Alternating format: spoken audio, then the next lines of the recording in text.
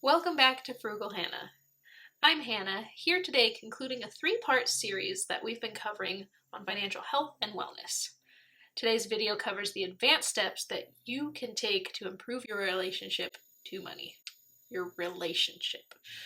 Links will be down in the description if you want to watch the beginner and intermediate steps that you can take before this video. And let's get into it.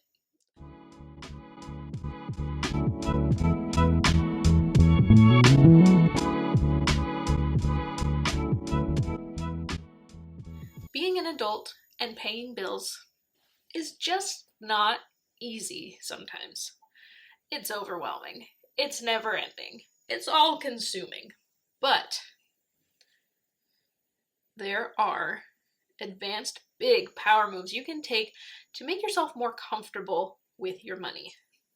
My previous two videos have covered, like I said before, beginner and intermediate steps that you can take to increase and promote and become more comfortable with financial health and wellness as a whole.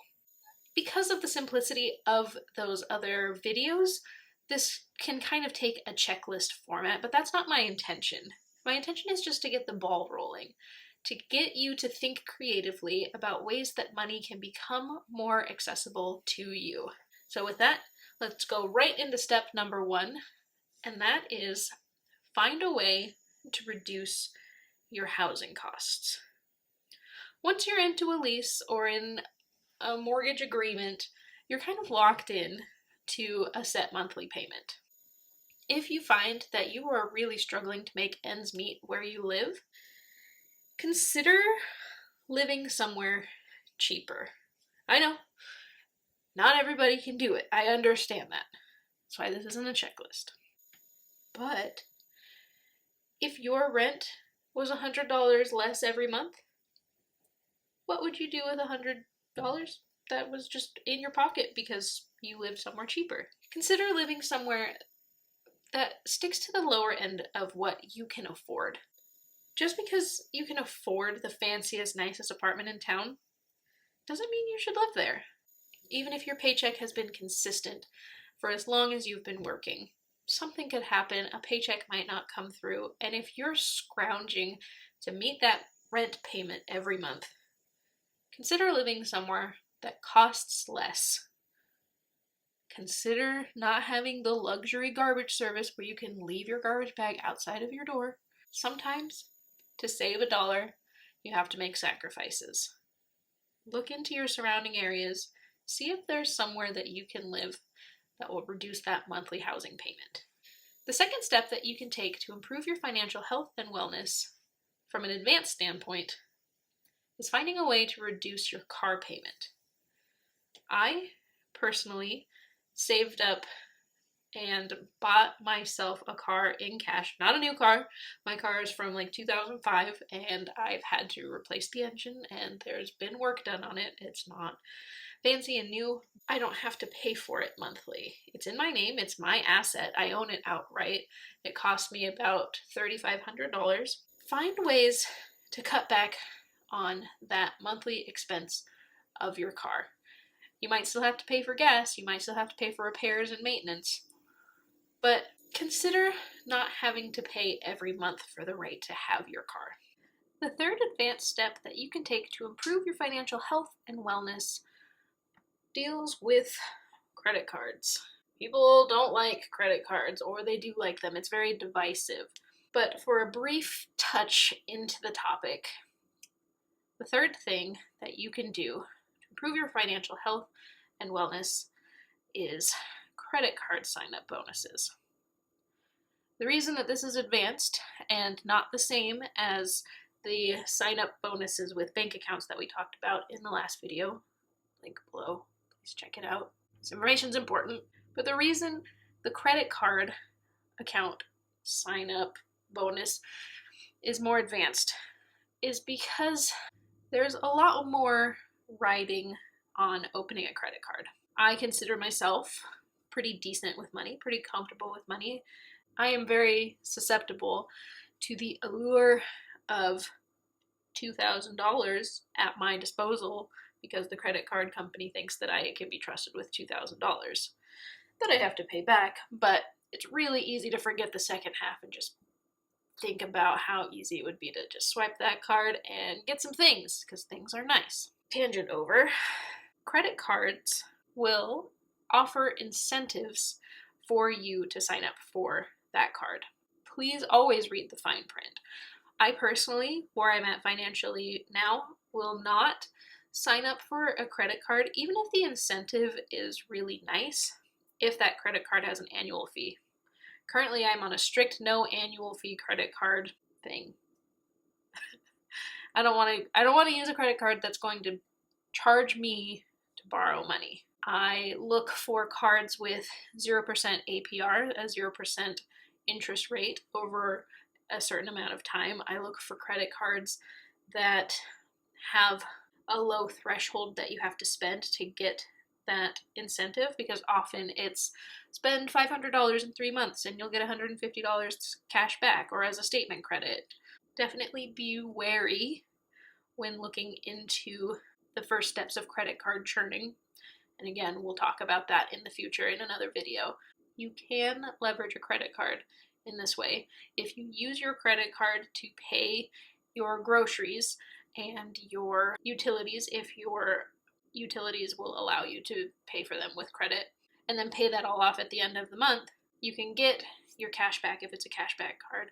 You can qualify for your $500 that you have to spend in 3 months, but it's money you are already spending, and you're getting rewarded for spending that money. So, with caution, look into credit card sign-up bonuses and see if that helps you get more comfortable with your financial health and wellness. The fourth advanced step that you can take to improve your financial health and wellness rides again off of intermediate steps, where previously we talked about finding ways to subsidize your vices.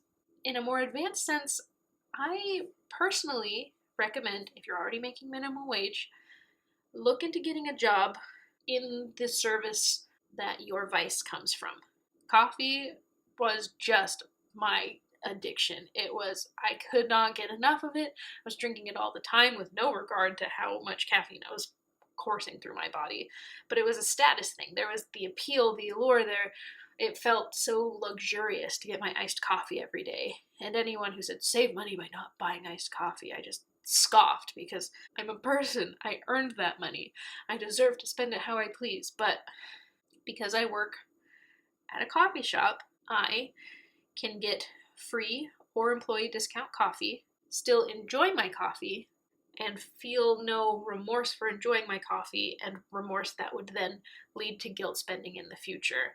Consider getting a job in the field that services your vice. The fifth advanced step that you can take to improve your financial health and wellness would be to get a second job. And I know, yeah, that's what everybody says, get a second job, but bear with me. Get a second job and split your hours between the two so that it's like you're working 2 part-time jobs a little beyond part-time. If you're already at a place where you're trying to work 50 to 60 hours a week, a lot of minimum wage jobs will cap you at 40. They don't want you to go into overtime. While that's problematic in its own right, you can circumvent that by getting a second job. Personally, I found benefit from working 2 jobs in this way because it was a lot harder to get burnt out at one job or the other, and I could still have scheduled days off. I told both jobs at one point that I would never work Sundays. So then I have a solid day every week that I'm not working any jobs. It's nice. You can get more work done in one day if you need to work a lot, and you can still, even if it came down to it, have 2 days off every week. You're just working longer days, but instead of working 12-hour shifts, you work 4 hours at one job that day and then 5 hours at the other job later in the afternoon, and you get kind of a split shift. There's a lot of potential when you have a second job and you split the difference between the two and work at 2 different jobs like that. Plus, you're gaining experience at 2 different jobs that you can use for resumes for better jobs in the future. And you have more contacts, you have more people to use as references in the future. Look into it, see if it works for you. Don't overextend yourself, don't put yourself in a bad situation, but consider it. The sixth step that you can take to improve your financial health and wellness is to get a job with tips. And I'm not saying work one of those jobs that can pay you like $1.50 an hour because you make up the difference in tips. No, no, no. In Washington State, where I live, it's required they pay you minimum wage. And then you can get tips on top of that. That's extra money for doing what you're already doing.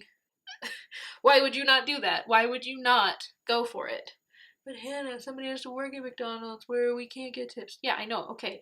But somebody else can work at McDonald's. You don't have to be the person working at McDonald's. You can be the person delivering pizzas. You can be the person bartending. You can be the person who is serving. There are so many opportunities in the service industry to make money on top of what you already make.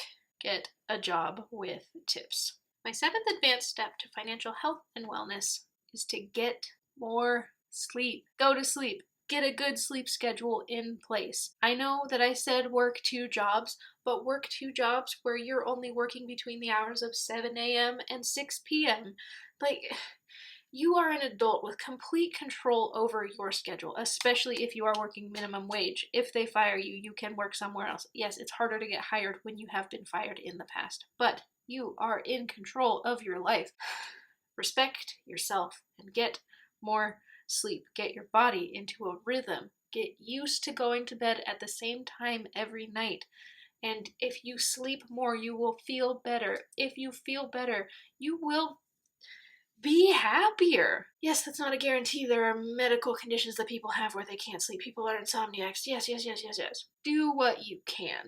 Don't make excuses. Go to bed. Be your own parent. Sometimes it's hard, but someone's got to do it, and that someone has to be you. With that, we conclude 7 advanced steps that you can take to improve your financial health and wellness. Do any of these seem accessible to you? Do all of these seem completely extreme and unreasonable to you? Let me know in the comments. Like I've said multiple times, we have links to the beginner and advanced steps in the description that you can take to improve your financial health and wellness. Hit the subscribe button down below. Leave a comment. Leave a like. Watch all of my videos. I already have a playlist where old videos go to die, so check that out if you want to see how I've already improved my editing skills. I hope to see you back here next Friday, 7 a.m. Thank you for stopping by.